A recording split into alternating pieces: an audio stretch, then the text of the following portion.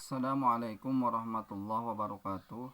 Alhamdulillah wassalatu wassalamu ala rasulillah Sayyidina Muhammadin bi abdillah wa ala alihi wa ashabihi wa mawala amma ba'd. Hadirin kaum muslimin rahimakumullah. Surutu tayamumi asyaratun, ari pirang-pirang syarat tayamum taya 10.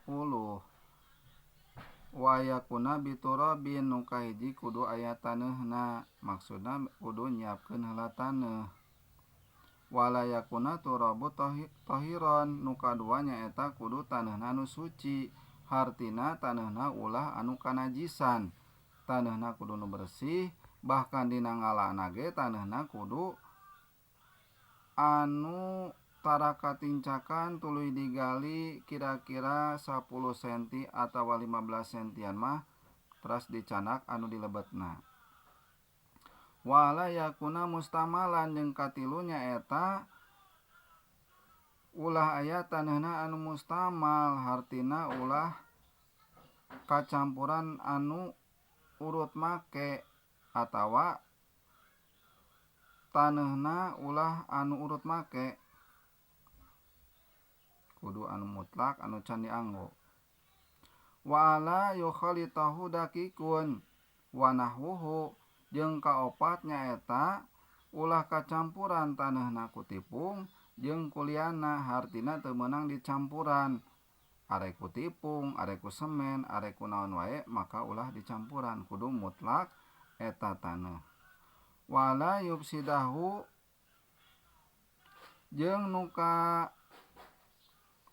kalima nyaeta kudu neja kana tayamum, hartina kudu memang niat arek tayamum. Umpama teh mate aya cai atawa aya cai sakedike butuh keur ngaleueut,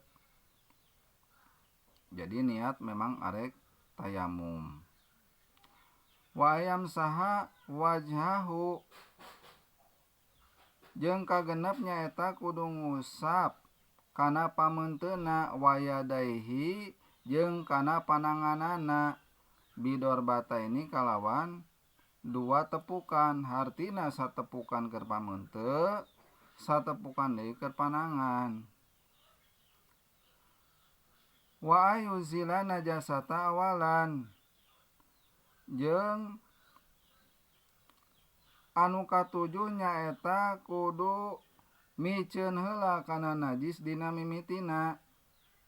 Jadi dina memeh tayamum teh kudu dipiceun heula bisi aya najis dina panangan dina naon kudu dibersihan heula. Wala yajtahida fil kiblati, jeung kudu hati-hati dina samemeh tayamum teh kudu madep ka kiblat. Jadi teu sah lamun seandaina madep ka wetan, ka kidul, ka kaler, tetapi kudu madep ka kiblat.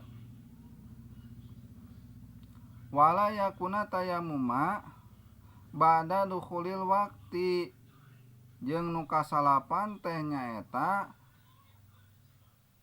kudu aya tayamum teh dina sabada asup waktu. Jadi dina samemeh waktu mah teu bisa tayamum teh. Geus asup waktu, misalna geus kadangu ta duhur, oh ieu geus waktu duhur ieu, atawa kadangu ta buru-buru tayamum. Teu tiasa dina samemehna mah, kecuali geus asup waktu salat maka tiasa tayamum. Wa aya tayamuma likuli fardon, jeung kasapuluh nyaeta tayamuma pikeun saban-saban fardu, hartina tayamumah keur sakalieun make.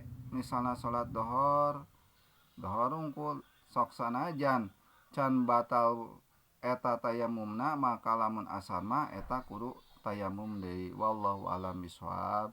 Muga aya manfaatna. Billahi taufiq wal hidayah.